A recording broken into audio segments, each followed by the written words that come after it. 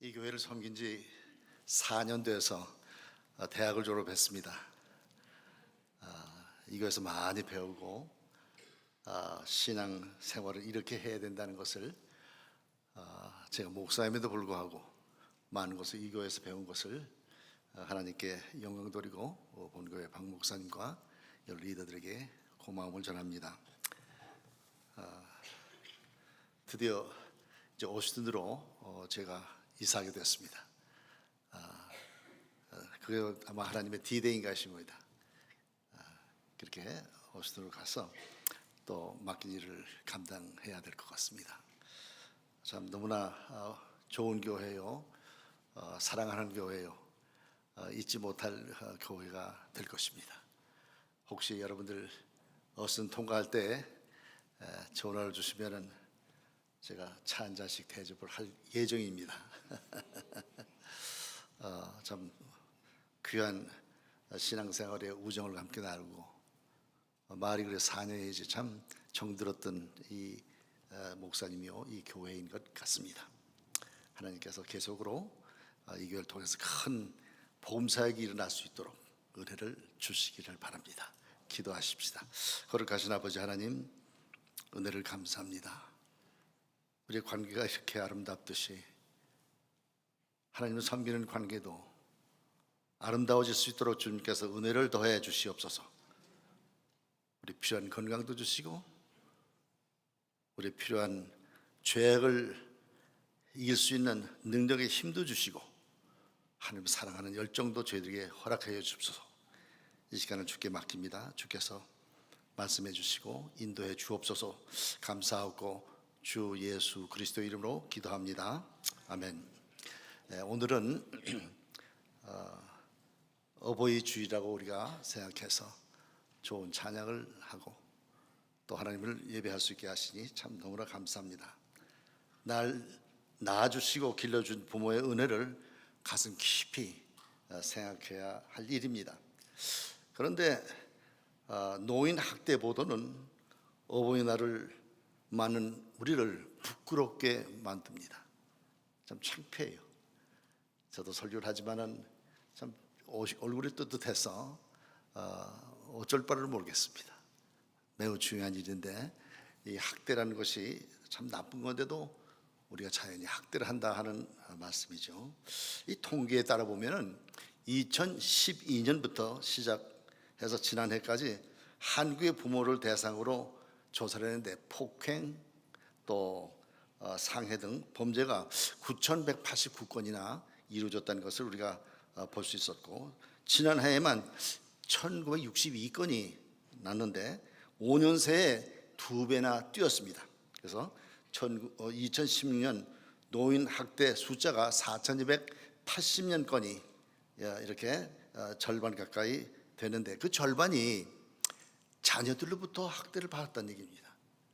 이 퍼센티지 나눠보니까 아들들이 37%, 37.3%가 아들을 통해서 학대가 왔고, 딸은 10.2%가 딸을 통해서 왔다는 얘기죠. 이런 것들이 통계에 나타나서 참 충격적이죠. 가족의 소중함을 지키려면은 we need to be changed. 뭔가 변해야 돼요. 그거 안 됐다가 아니라 we need to be changed. Something need to be changed. 우리가 관계 면에서 이것이 변하지 않는 한 이 일은 계속 되어날 것입니다. 오늘 본문의 저자 누가는 사가랴와 엘리사벳 이 부부인데 요한의 탄생 직전에 예언을 했죠. 내용을 기록할 뿐 아니라 그 예언이 성취됐습니다. 또 세례 요한과 예수님의 탄생을 병행함으로써 교차를 이루며 마치 히브리서에서 예수 그리스도의 위대성과 유일성을 비교하듯이 이렇게 신구약을 함께 연결시키는 고리 역할을 하는 분이 바로 우리 잘 아는 그 인센트 조셉이죠. 그런 거 볼 때 잔이에요. 그런 거 볼 때 매우 중요한 걸 생각할 수 있는데 이만큼 귀중한 아들이 하나님이 때에 나타났다는 것이죠. 그런데 그 내용을 보면 이 누가는 이렇게 기록합니다. 누가는 성령에 관한 일을 많이 썼습니다. 매우 중요하죠. 또 출생시부터 성령이 세례 요한에게 임했다 하는 말씀 15절의 말씀이 기록되어 있습니다. 뿐만 아니라 그의 부모 사가랴와 엘리사벳에서 임했다 하는 말씀이 1장 41절과 67절에 보면은 그 말씀이 나타나는 것을 볼 수 있습니다. 우리 모든 세대에서는 경건한 부모가 필요합니다. 세례 요한의 부모는 경건했으며 우리의 본이 될 수 있는 분입니다. 그들은 평범했습니다. 저와 다름없이, 여러분과 다름없이 평범한 가정이었고 연약한 가정이었습니다. 모든 부모들에게 이는 좋은 모범이 된다고 합니다. 우리는 지난 세월을 보면서 후회하는 일들이 많이 있습니다. 특별히 두 가지 면인데, 첫째는 우리가 뭘 해야 되냐면 matter of relationship, 관계. 참 이 관계가 어렵습니다. 쉬운 것 같지만은 이 relationship이라는 게 부부 관계, 자식들과 부모의 관계, 교회 교인끼리의 관계, 교회 교육자들의 관계, 이런 관계를 잘 하지 않으면 안 돼요. 이거는 매니지가 되지 않으면은 우리는 너무나 후회를 많이 할 거예요. 이 관계를 잘 생각하면서 사귀고 또 교제하면서 나아가야 될 것입니다. 그것을 위해서는 matter of communication, 커뮤니케이트를 잘 못해요. 의사소통을 잘 못해서 막말을 하면은 꼭 문제가 생깁니다. 생각 없는 얘기하면 문제가 꼭 생깁니다. 그러므로 생각할 때에 이 내가 말하는 것이 맞나? 상대방이 헐트하지 않나? 이런 것을 생각해야 될 것입니다. 이 의사소통이 얼마나 중요한지요. 말보다 의사소통이 더 많은 것이 바로 커뮤니케이션이에요. 언어와 비언어를 나누지 않습니까? 그만큼 중요한데 비언어도 있다는 얘기죠. 그러므로 우리는 서로 얘기할 때에 사랑하는 마음을 가지고 커뮤니케이트를 해야 그래도 우리는 후회를 안 할 수 있습니다.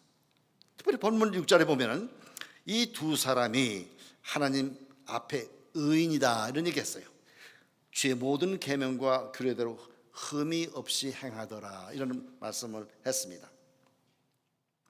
하나님 앞에서 말씀을 행하지도 못하고 입만 벌리면 거짓말하고 생각만 하면 미워하고 이런 것들 꽉 찬 우리 마음속에 죄악된 이런 꽉 마음속에서 어버이 주의를 만난다는 것 참 부끄럽지 짝이 없습니다. 참 창피해요. 우리가 경건하게 모였지만 사실 우리 속 중심을 보면은 미움과 시기한 마음으로 꽉 차 있는 우리가 아닙니까? 이 시간 예수 그리스도의 보혈이 나의 더러운 죄악을 씻어주시기를 원합니다. 정결하게 되기를 원합니다. 그래서 우리가 의사소통과 또 뿐만 아니라 관계에 대해서 하나님 앞에 옳게 우리가 태도를 가져야 할 것이다 이렇게 생각이 됩니다. 경건한 부모가 되는 것이 그렇게 쉬운 일은 아니죠. 그래서 인간은 염려하며 사는 생이다.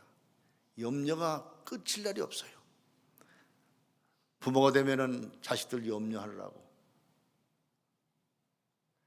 제 친구 중에 제가 사이공 대사관에 근무할 때 그 인근에 커맨딩 제너럴인데 그분이 나이가 한 60세쯤 됐는데 아버지가 90세예요. 그 집에 가면은 줄리안인데 제너럴 줄리안 유리라고 하는 분이 구사단장 사단장이에요. 미군. 집에 가면 그런데 90난 아버지가 아들한테 70난 삼성장군한테 줄리안 you take care of it, okay? 그렇게 꼭 그런데요. 아버지라는 게 그런 것 같아요. 얼마나 중요하길래 you take care of it, okay? 그러면 okay, dad. 그러고 나온대요. 그렇게 행복하대요. 제가 아버지가 현재 계신 것이 그렇게 행복하다 그런 것이 또 올립니다. 그래서 우리 염려하는 것, 참 염려하는 것이 생활인데 우리가 잠시라도 염려 없이 사는 때가 있었습니까?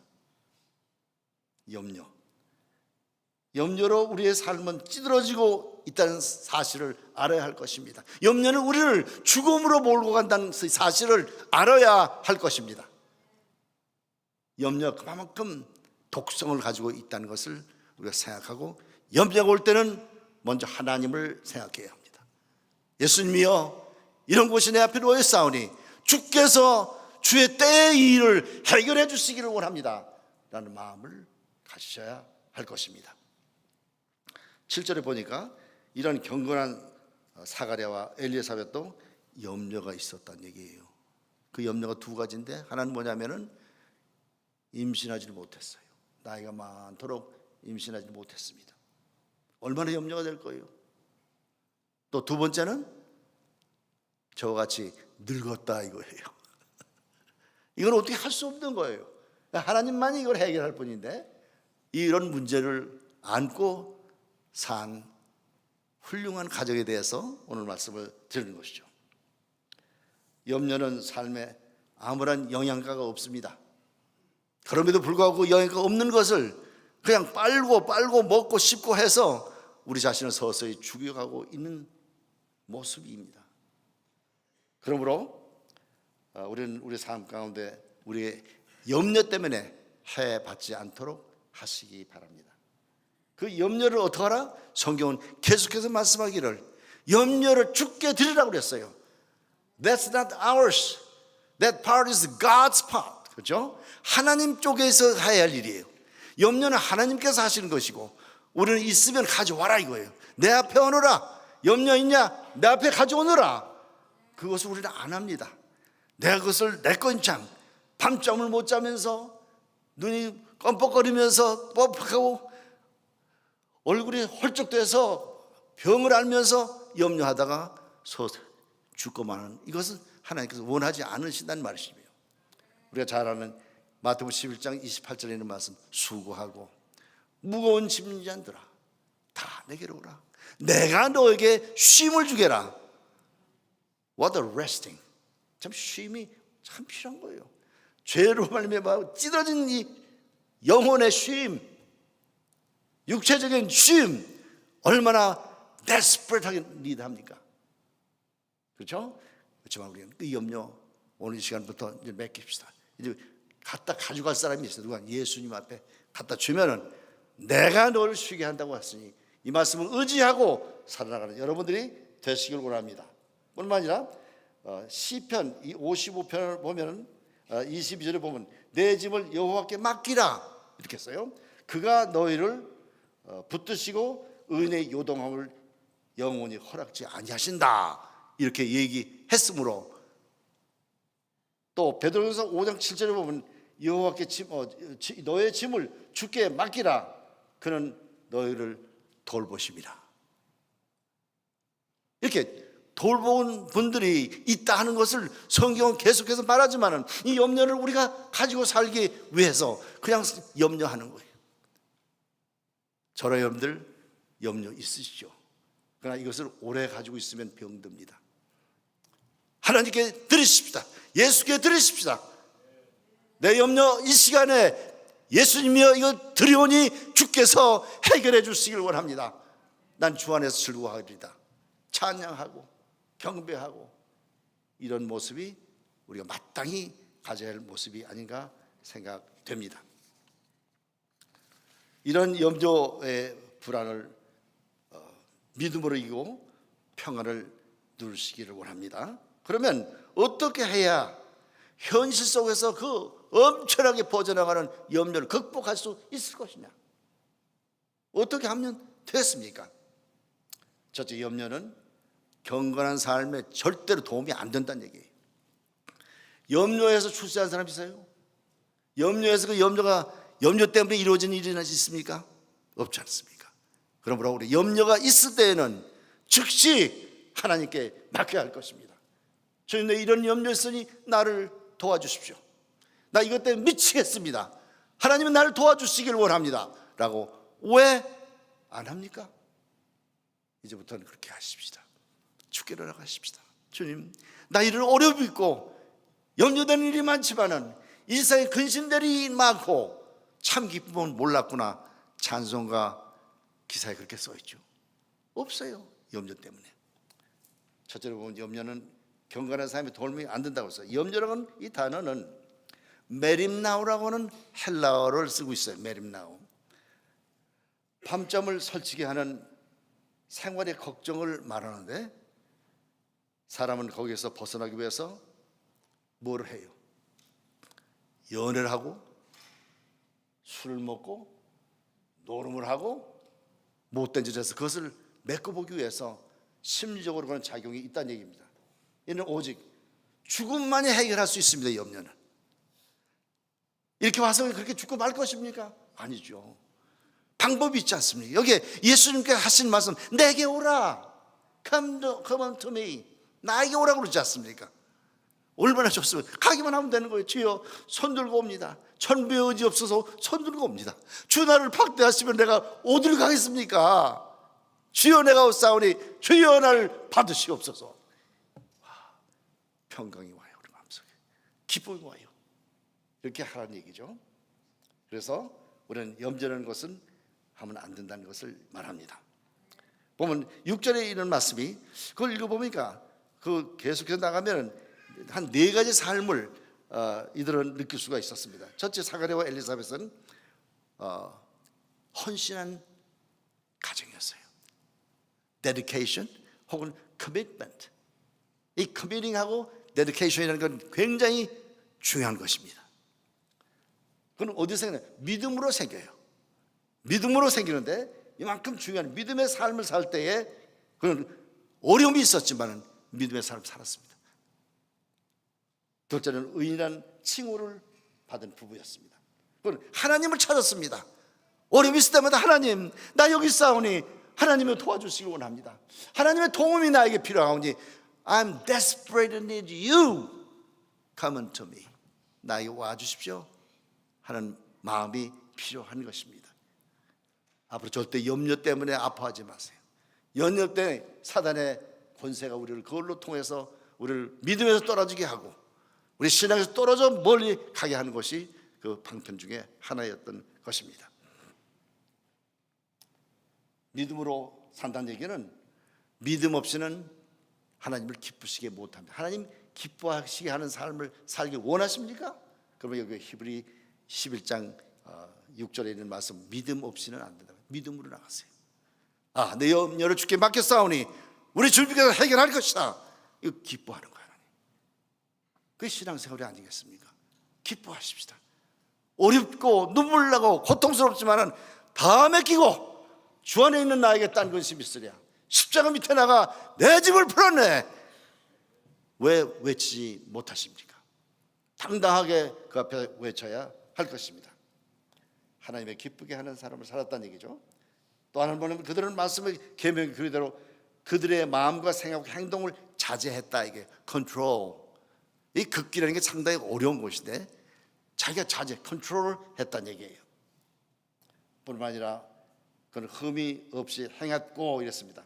완전한 뜻이 아니라 이는 사람들과 하나님 앞에 정직하게 살았다는 얘기예요. 어떤 사람은 말만 하면 거짓말이에요. 입을 열었다면 욕하고 그 마음속에 허망함과 죄악으로 꽉 차서 사단의 세력이 장악하고 있는 거예요. 어떻게 하면 속일까? 어떻게 하면 내 유익을 위해서도 해볼까? 이런 생각으로 꽉 차 있으니 어디에 하나님께 얼굴을 향하겠습니까? 하나님의 날 도와주옵소서. 내가 주께 나아갑니다. 주 앞에 경건하게 살다. 앞에라는 얘기 굉장히 중요해요. 창세기 10장에 보면 아브라함에게 내 앞에서 너는 온전하라고 그랬어요. 그게 무슨 뜻인 거 아니? 내 앞에서 온전할 수가, 어떻게 온전할 수가 있나? 우리가 어린이들 벌써 한 살 전에 걸음마 하는 거 봤죠. 그 걸음마 할 때 상당히 신기해요. 그러면 부모들이 뒤에서 넘어질까 봐 얼른 가죠. 뭐 얼마나 빨라요. 마치 독수리가 위에 높은 곳에서 집을 짓고 새끼가 떨어지게 만들어가지고 얼른 잽싸게 자기 날개에 턱 받는 거예요. 그럼 훈련시키는 거예요. 이렇게. 우리도 부모님들이 오잖아요. 걸음마 하면서 잘 간다. 그러면서 뒤에서 아빠 엄마가 막 붙들어 주려고 벌써 준비가 되어 있습니다. 아기를 모르고 허벅허벅 넘어지려고 하면 또 붙들어 주고. 여호와 앞에서 그렇게 하라는 얘기예요. 이게 할 수 있다는 얘기입니다. 내가 걷는 게 아니라 나를 도와주시는 하나님이, 나를 도와주신 하나님께서 나를 이끌어 주시고 붙들어 주시고 위험에서 건져 주시겠다는 말씀이 아닙니까? 이런 일이 우리 삶에 있어야 할 것입니다. 정직하게 사십시다. 예를 들어 봅시다. 아브라함 뭐라고 하나님께서 부르시면 아브라함은 의로운 사람이다. 사실 의롭습니까?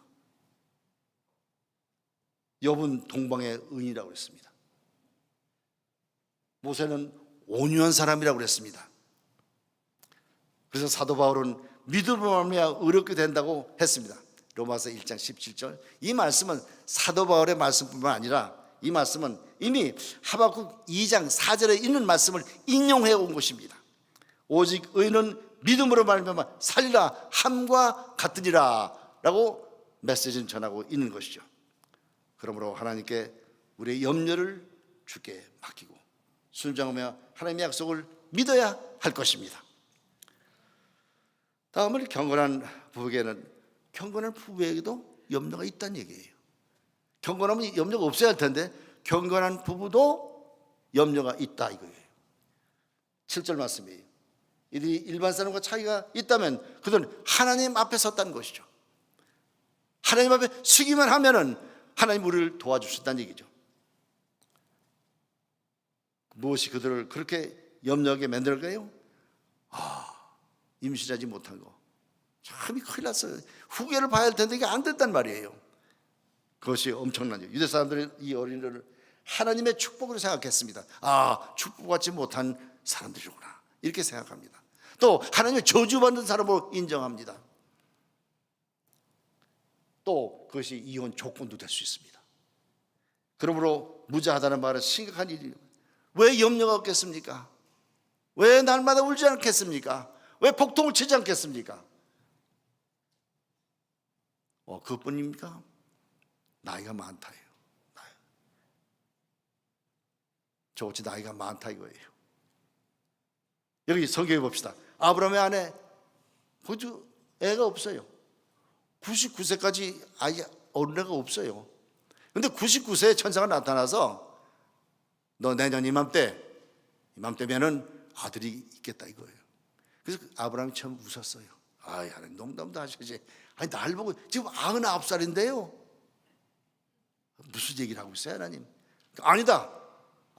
안 웃었다 하니까 하나님 얼마나 지긋지긋하시지 아세요? 너 웃었다 이거예요. 난 안 웃었다 그러니까 하나님 너 웃었다.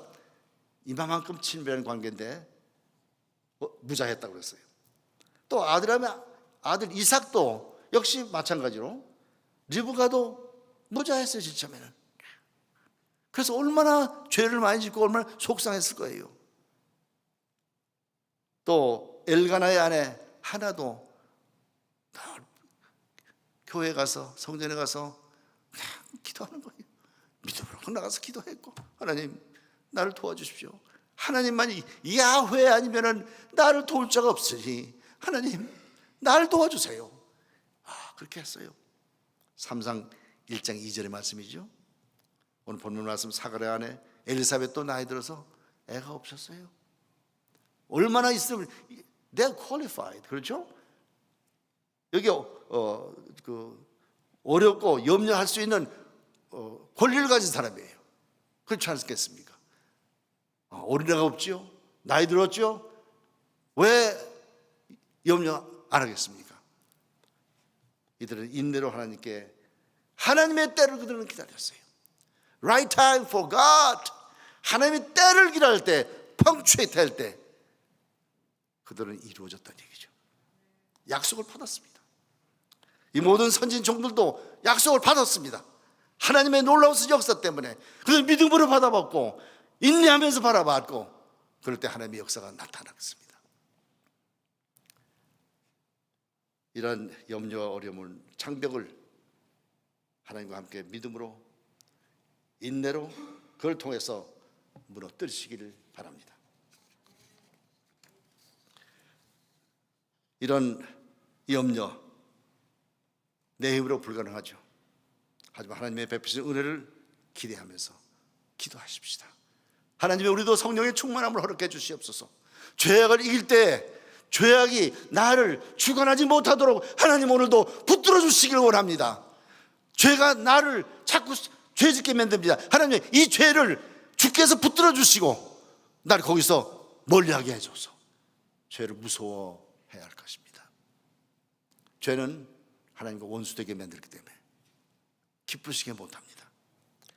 8절 9절에 보면 이러한 걱정과 염려를 떨치고 사가랴는 자식을 주지 않았지만은, 늙었지만은 하나님께 제사장의 직무로 오랜 기간 동안 충성스럽게 일을 했습니다.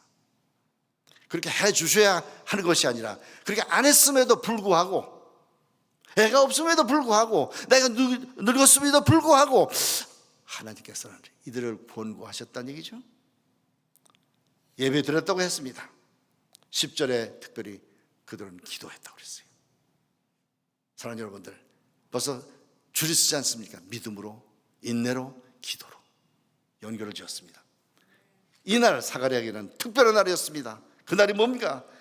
제사장 사가랴는 그런 쓰라린 환경과 형편 중에서도 자기의 책임에 충성을 다했습니다. 사랑하는 자들에게 약속한 생명의 멸류관을 주겠다고 야고보 1장 12절에 시험을 참는 자는 복이 있다고 그랬습니다.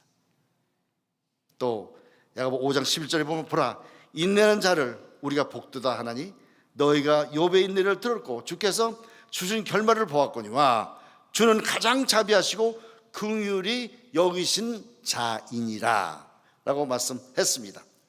이들은 경건한 부부가 있습니다. 그들은 의로웠습니다. 그들은 예배를 드렸고 그들은 기도했고 그들은 다른 사람들로 하여금 예배와 기도로 할 수 있도록 그리고 인도해 주신 분들이었습니다. 이로 인해 사가랴와 엘리사벳은 5가지의 복을 받은 내용이 여기 있습니다. 11절을 보니까 순종한 결과 그에게 메신저를 볼 수가 있겠어요. 13절에 보니까 그의 기도 응답에 아들을 주겠다는 약속을 받았습니다. 할렐루야. 기다리다가 약속을 받은 것, 늦었지만 하나님께서 잊지 않으시고 약속을 주신 것, 이것을 받았습니다. 이름을 뭐라고? 이름부가 지어서 나코돈 요한이라 하라.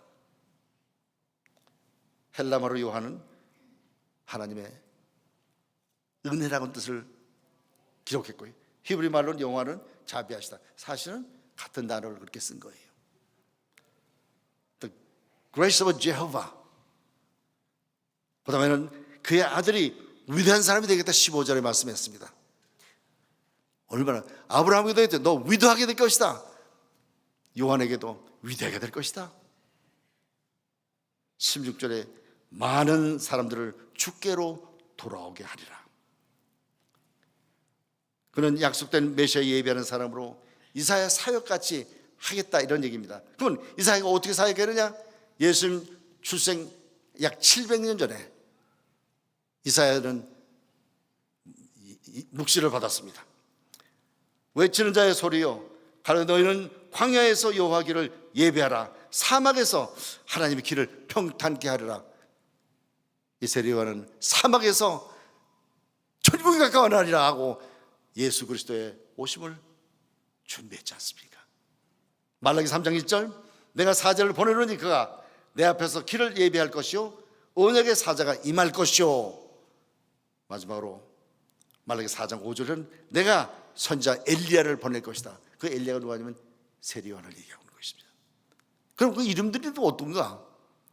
사가랴는 여호와께서 기억하심이 됐다는 뜻을 가지고 있고, 엘리사벳은 하나님께 서약했다 하는 뜻을 갖고 있는 부부였습니다. 그러므로 우리가 지난 세월 동안 관계 면에서, 대화 면에서 후회가 될 때 우리는 하늘로부터 신령한 은혜로 힘입어서 이길 수 있는 은혜를 가져 새로운 삶의 복된 어버이날이 되길 원합니다. 그래, 이렇게 해야 그 후회가 없을 거예요. 나는 오늘 아침 박 목사님과 대화하는 가운데 어머니 지금 한국에서 병원에 계시다고, 치매로 잘 못 알아보신다고. 저는 어머니가 세상 떠나고 장모님이 계시는데 지난 3월에 LA를 방문했습니다. 저를 몰라보는 것도 참 슬프더라고. 몰라본다는 얘기예요. 하나님, 그들에게도 알아볼 수 있는 지각을 주시길 원합니다. 다시 예수 이름으로 터치하셔서 알아볼 수 있게 하시고 자녀들과 커뮤니케이트 할 수 있도록 도와주시옵소서. 그런 생각이 들지 않습니까? 우리도 나이 먹고 여러분도 나이 들지 않습니까? 제가 27년 달라스에서 사역하고 샌안토니오 온 지 이제 8년 됐습니다. 금방 지나갔어요. 이렇게 지나가는 세월 허송하지 말고, 염려 때문에 아주 망해버렸습니다. 염려 때문에. 저도 염려를 여러분과 함께 끊으라고 합니다. 오늘 끊겠습니다. 이제 염려 있다 하면 얼른 보고할 분이 있어요. 커맨딩 업스가 누구냐면 예수께 보고해야 돼요. 하나님, 나 이런 문제가 있습니다. 우리 기도하는 거예요. 인내하는 거예요. 하나님이 때에 이루시기를 원합니다. 내 때가 아니라, 내 때는 내일 됐으면 되는데 내 때가 아니고 하나님의 나라를 위해서 하나님의 뜻이 이루어지기를 원합니다 하고 기도해야 할 것입니다. 내 뜻이 아니고 하나님의 때, 하나님의 뜻이 이루어지기를 원합니다. 하나님의 뜻이 왜 이루어져야 합니까? 하나님의 뜻이 이루어질 때는 우리 구원이 성취됐다는 뜻입니다. 얼마나 기쁩니까? 우리 구원이 이제는 완전히 성취될 때 하나님의 때, 하나님의 뜻이 이루어지는 것입니다. 그때를 위해서 기도해야 할 것입니다. 마지막으로 예화와 말씀을 한 말 드리고 설교를 마치려고 합니다. 죄의 만찬과 떡과 포도주를 저술한 이탈리아의 작가 지오반니라고 하는 사람이 있어요. 그 사람이 무신론이었습니다. 하나님이 없다 하는 사람이었습니다. 그런 예수님을 영접하고 개심한 후 책을 쓰며 복음을 위해서 전도했던 훌륭한 복음 전파자였습니다. 그 젊은 시절 무선병에 걸려서 병투쟁을 오래 했습니다. 다방면으로 치료했지만 아무 효과가 없었습니다. 누군가 그의 어머니에게 인육을 한번 먹여보라고 이렇게 얘기했습니다. 귀뜸을 했습니다. 그래 어머니는 지푸라기 잡는 심정으로 자신의 허벅지살을 조금 피웠습니다. 그래서 아들에게 요리해서 먹였습니다. 놀랍게도 아들의 병이 낫기 시작하는 거예요. 그런데 얼마 세월이 지나니까 어느 날 아들이 또 얘기합니다. 어머니, 그 고기잖아. 그 고기를 또 먹고 싶어. 엄마 부탁해. 어머니는 몰래 자신의 허벅지살을 베다가 그만 동맥을 잘라 정신을 잃었습니다. 피를 흘리고 쓰러졌습니다. 그러한 어머니를 발견한 지오반니는 그때서야 비로소 자기가 먹은 그 살이 어머니의 살이라는 것을 알게 됐다는 얘기예요. 충격을 받고 눈물을 흘리며 통곡했습니다. 간신히 정신이 든 어머니는 아들에게 간곡히 부탁합니다. 나는 죄 많은 여인으로서 너에게 전도했지만 죄 없인 예수님은 우리를 위해서 피 흘려 죽으셨다. 내 아들아, 예수를 꼭 믿어야 한다. 그때 말을 듣고 지오반니는 감동을 받고 어머니의 말씀에 순종해 예수를 마음속에 받아들이고 주님의 큰 일꾼이 되었다는 글이 있습니다. 난 그걸 읽으면서 그렇구나. 우리 지난달 우리는 어머니의 정성되고 숭고한 사랑을 생각해 봤습니까? 요즘 어머니도 서서히 그 본질이 퇴색해지는 것 같습니다. 아버지도 퇴색해지고 이 세상 맞세로 치닫기 때문에 정신 차지 않으면 우리는 그 장마에 휩쓸려서 우리의 생각이 다 암울해질 것입니다. 그것을 굳건히 말씀으로 굳게 잡고 이 교회 귀한 목사님과 리더들의 말씀을 굳게 잡고 배우고 순종하고 그 길을 걷는다면 우리는 승리할 수 있습니다. 말씀만이 우리를 이길 수 있게 해 주실 것입니다. 참으로 어머님들 수고 많이 하셨습니다. 자식 기르라고. 또 언제만 되니까 또 자식들은 필요 없대요. 나이가 드니까 어른애들이 이제 필요 없대요. Dad, I don't need you. 섭섭하더라고. 그전엔 이것저것 하라고 그러던데 이제 Dad, I don't need you. It's okay. 그러니까 섭섭하더라고요. 그러나 마땅히 해야 할 일이죠. 떨어져야죠. 그렇게. 예수 그리스도의 십자가상에서 걸릴 보혈은 저 여러분의 죄를 씻어 구원하기 위한 그 헌신적인 일이 아니었습니까? 기억하시고 하나님께 고마운 마음을 전합시다. 예수께서 날 위해 피를 흘리시고 살에 찔리시고 창에 걸려 상하셔서 물과 피를 흘리신 그분 때문에 내가 생명의 면류관을 받게 됐고 영생을 얻을 수 있으니 얼마나 기쁜 일입니까? 딴 거 필요 없지만 예수 한 분을 가지고 만족하다는 그런 간증이 어버이 날을 당하는 오늘 있으시기를 바랍니다. 기도하십시다. 하나님 은혜를 감사합니다.